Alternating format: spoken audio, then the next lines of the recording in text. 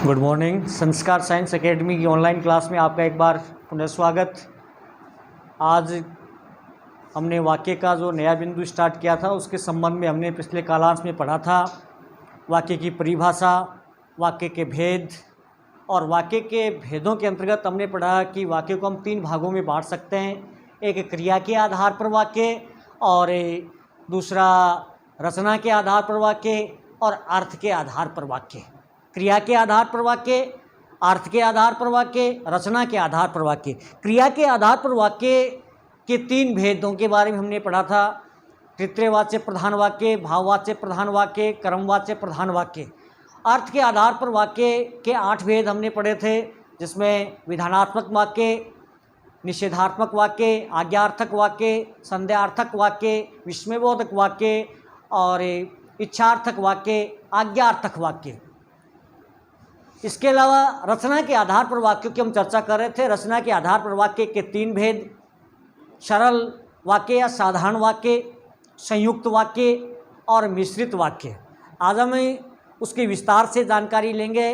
पहले क्रिया के आधार पर वाक्य। देखिए, क्रिया के आधार पर वाक्य के 3 भेद होते हैं, जिसमें पहला होता है कृत्यवाच्य प्रधान। कृत्यवाच्य प्रधान वाक्य में कर्ता की प्रधानता होती है और क्रिया का सीधा संबंध कर्ता से होता है, यानी क्रिया के लिंग वचन कर्ता के अनुसार ही प्रयुक्त होते हैं, कर्ता के अनुसार ही प्रयुक्त होते हैं। तो वाक्य के भेद: सबसे पहला, क्रिया, अर्थ एवं रचना के आधार पर वाक्यों को निम्न भागों में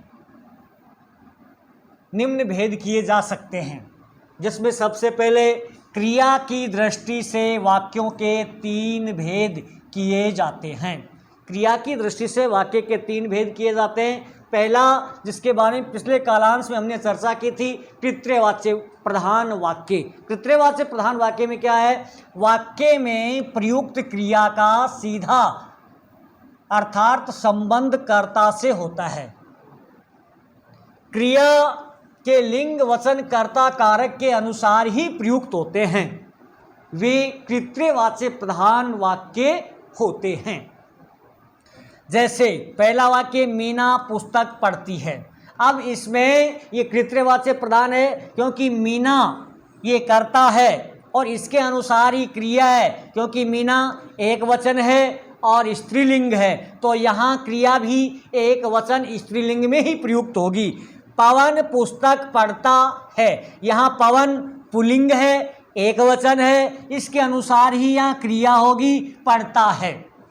वह फुटबॉल खेलता है, यहाँ वह सर्वनाम है, पुरुषवाचक, तो यहाँ भी क्या होगा? खेलता।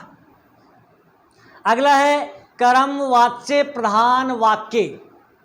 इसकी डेफिनेशन होती है, वाक्य में प्रयुक्त क्रिया का सीधा संबंध वाक्य में प्रयुक्त कर्म से होता है, अर्थात क्रिया के लिंग वचन कर्म के अनुसार ही प्रयुक्त होते हैं, उसे कर्मवाच्य प्रधान वाक्य कहते हैं। यानी इसमें कर्म की प्रधानता होती है। जैसे मीना ने गाना गाया, यहाँ गाया, ये गाना जो है वो कर्म है और इस कर्म के अनुसार ही क्रिया है, मीना के अनुसार नहीं है। यहाँ यदि राहुल होता तो भी क्या होता? राहुल ने गाना गाया, नहीं, कर्ता के अनुसार क्रिया नहीं होती। किसके अनुसार क्रिया हुई? यहाँ कर्म के अनुसार। सुमन ने खाना खाया, इसकी जगह यदि महेश होता तो भी क्या होता? खाया ही होता।